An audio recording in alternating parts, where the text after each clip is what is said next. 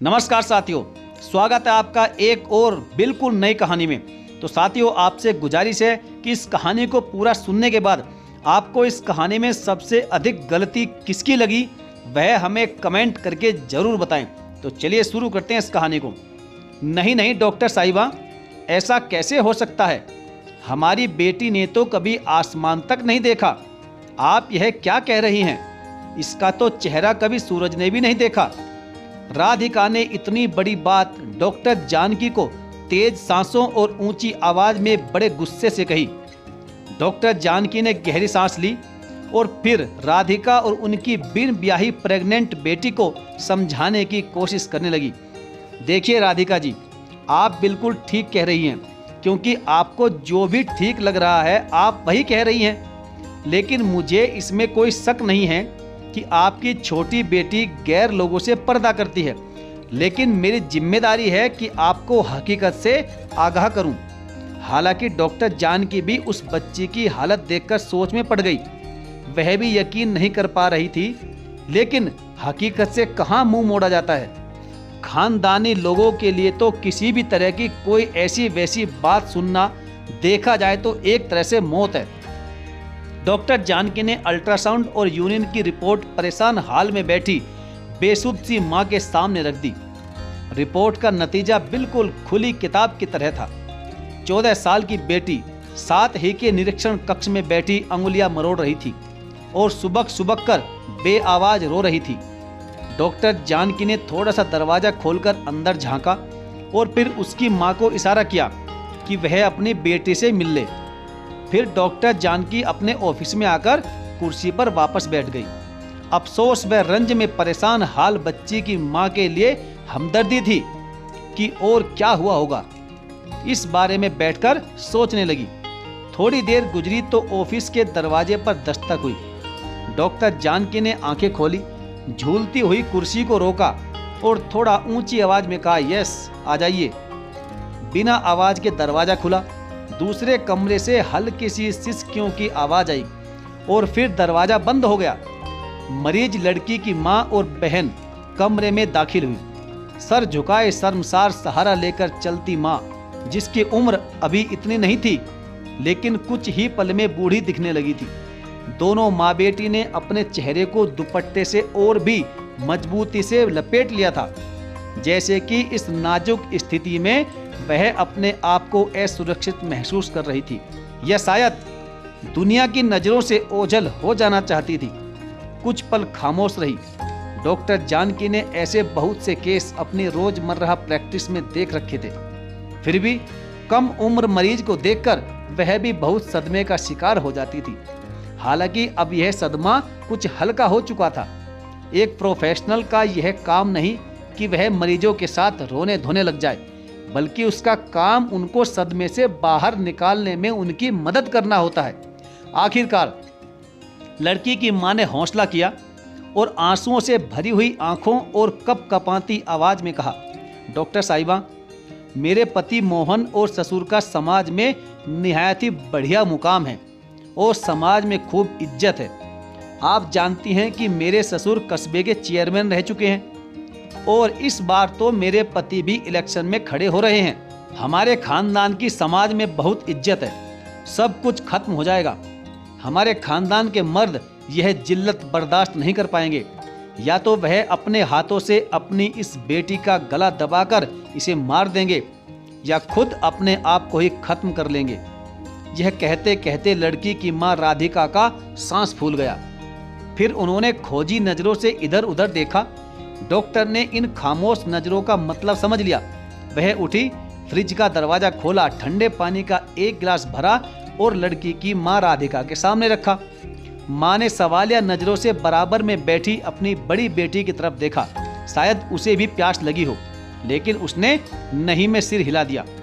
फिर लड़की की मां राधिका ने कांपते हाथों से गिलास उठाया।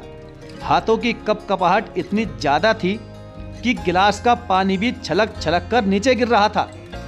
राधिका का दामन आंसुओं के साथ साथ पानी से भी तरबदर हो गया था। राधिका ने अपने गले में अटके आंसुओं के गोले को पानी के 2-3 बड़े घूंट भरकर नीचे उतारा और फिर दोबारा से बातों का सिलसिला जारी किया। डॉक्टर साहिबा, मैंने अपनी बेटी से पूछा है कि यह सब कैसे हुआ।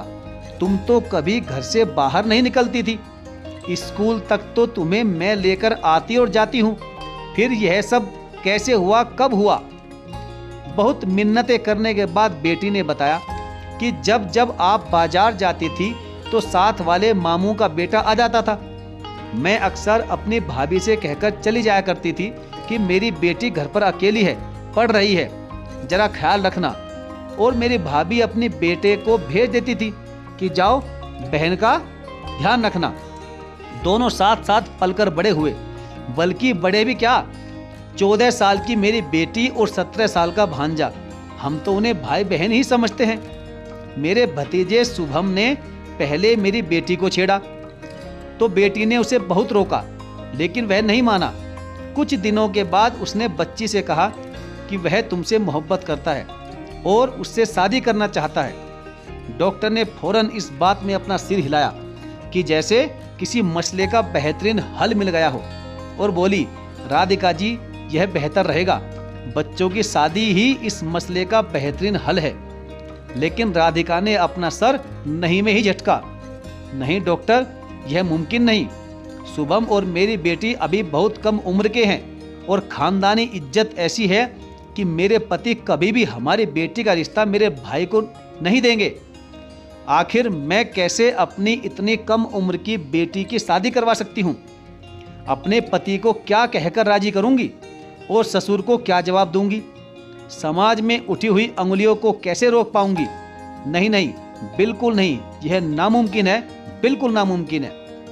बेबस माँ एकदम उठी और डॉक्टर के कदमों में बैठ गई। बेचारी बेबस माँ किसी फकीरनी की तरह हो गई। एक पल को ऐसा महसूस हुआ कि जैसे उसका कीमती लिबास एक भीख मांगने वाली की तरह फटे चीथड़े की सूरत इख्तियार कर चुका हो और खूबसूरत ज्वेलरी बदनुमा बनकर रह गई हो। जैसे एक तड़पती आवाज आंसुओं के साथ एक मसीहा से अपनी बेटी की जिंदगी और खानदान की इज्जत का सवाल कर रही थी। डॉक्टर जानकी भी एक माँ थी जो दूसरी माँ का दर्द बड़ी आसानी से समझ सकती थी। उन्होंने इस लाचार माँ को कंधे से थामकर सहारा दिया और सोफे पर बैठने में उसकी मदद की। तभी राधिका जी बोली, प्लीज डॉक्टर साहिबा, आप भी तो एक माँ हैं। औलाद नाफरमान और गुनाहगार ही क्यों ना हो, माँ तो उसे बचाने की कोशिश करती है ना। मैं अपनी इस बच्ची को कैसे मर जाने दूं? इस बाइज्जत खानदान को तबाही से बचा लो, प्लीज कुछ करो। डॉक्टर जानकी जानती थी कि जल्दी या देर से ही उन्हें इस सूरत हाल का सामना करना पड़ेगा। हर दफा एक जैसी ही कहानी होती थी, रोती धोती पर्दे डालती माँ और शिकार हुई लड़की। कुछ देर सोचने के बाद डॉक्टर जानकी ने जमीर की आवाज सुनी और इस बात का पर्दा रखने का फैसला किया। जरूरी दवाएं और सलाह के साथ उन्होंने बिलखती माँ और सहमी हुई लड़की को तसल्ली देकर रवाना किया। मरीजों को रवाना करके डॉक्टर जानकी अपनी सीट पर बैठ गई। हालांकि वह एक प्रोफेशनल डॉक्टर थी, लेकिन उसके सीने में भी एक माँ का दिल धड़कता था। वह बहुत अफसोस कर रही थी और कुदरत के इंसाफ पर हैरान भी थी। वह जानती थी कि ये सब कुछ एक महज इत्तेफाक नहीं था, बल्कि यह तो इस मरीज की एक कड़ी थी। डॉक्टर जानकी के जहन में गुजरे पिछले साल का एक किस्सा चलने लगा। पिछले साल उसी लड़की का प्यासा शैतान फर्जी पिता अनुज और घूंघट किए हुए एक औरत डॉक्टर जानकी के पास आए थे। अनुज ने इस औरत को अपनी एक दूर की रिश्तेदार बताया था और कहा था कि इस औरत के हस्बैंड दुबई में रहते हैं और इनसे एक संगीन भूल हो गई है। अब बहुत परेशान हैं और शर्मिंदा भी। डॉक्टर जानकी सब कुछ समझ चुकी थी कि आखिर मामला क्या है। उसने अनुज को ऑफिस में ही इंतजार करने को कहा और उस औरत को निरीक्षण कक्ष में ले गई। वहां वह औरत जरा सी हमदर्दी पाकर फूट फूट कर रोने लगी। फिर उसने बताया कि मेरे पति को बाहर भेजने का सभी खर्च अनुज ने ही किया था। मेरा पति उसे एक नेक इंसान और उसके इस काम को एक एहसान समझता है, लेकिन यह सब उस सौदे की वजह से है जो कि इस बहसी अनुज ने मुझसे किया था। मेरे सामने मेरे पति का विदेश का वीजा था और दूसरी तरफ बेडरूम का वह दरवाजा जिससे गुजरकर ही वह वीजा मेरे बच्चों के भविष्य में रोशनी ला सकता था। मेरे अंदर की माँ ने अपने बच्चों के भविष्य के लिए अपने आप को कुर्बान किया और अनुज का सौदा मंजूर कर लिया। अगर अब भी किसी वक्त मैं इस वहशी को इनकार करती हूँ तो वह मुझे धमकी देता है कि तुम्हारा पति वापस आ जाएगा और फिर बना लेना अपने बच्चों का भविष्य। डॉक्टर जान की कुदरत के इंसाफ को देख रही थी। कर्मों की यही तो श्रृंखला है कि बाप का पुराना कर्ज आज बेटी चुका कर गई थी। कहा जाता है कि यह ऐसा कर्ज है जो बाप के द्वारा किए जाने पर हर्जाना बच्चों को भुगतना पड़ता है, जबकि इसमें बच्चों की कोई गलती कहाँ थी। क्या आपको इस बात में सच्चाई लगती है? मेरा मानना तो यह है कि कई बार माँ बाप के किए गए कर्मों की सजा उनकी औलाद को भुगतनी पड़ती है। वह इस कहानी में भी कुछ ऐसा ही हुआ है। इस लड़की के माँ बाप की सोच भी अपने बच्चों के भविष्य के लिए गलत नहीं थी, लेकिन जो रास्ता उन्होंने चुना शायद वह गलत था। एक वहशी दरिंदे पर हद से ज्यादा ही विश्वास कर बैठे, जिसका अनुज जैसे दरिंदे ने जमकर फायदा उठाया। पहले अपने दोस्त की पत्नी को मजबूर करके अपनी हवस का शिकार बनाया और फिर आज अपनी वहशियाना हरकतों से उनकी बेटी पर अपनी गंदी नीयत गड़ा दी। दोस्तों, यह किस हद तक सही था? जो बाप चुनाव लड़ने की सोच रहा था, उसे अपने बच्चों के भविष्य की खातिर विदेश जाने के लिए अपने वहशी दोस्त से मदद लेनी पड़ी और फिर उसी दरिंदे मित्र ने उसके परिवार पर अपनी गंदी नीयत गड़ा दी। साथियों, आपको इस कहानी में सबसे ज्यादा गलती किसकी लगती है? आप हमें कमेंट करके जरूर बताएं। हमें आपकी राय का इंतजार रहेगा। और हाँ, आपसे एक गुजारिश है और है कि यदि आपने हमारे चैनल को अभी तक सब्सक्राइब नहीं किया है तो अभी सब्सक्राइब कर लें और हाँ, साथ ही साथ बेल आइकन को भी प्रेस जरूर कर लीजिएगा। तो चलिए साथियों, मिलेंगे फिर और किसी बेहतरीन इंटरेस्टिंग कहानी के साथ। तब तक के लिए धन्यवाद। जय हिंद।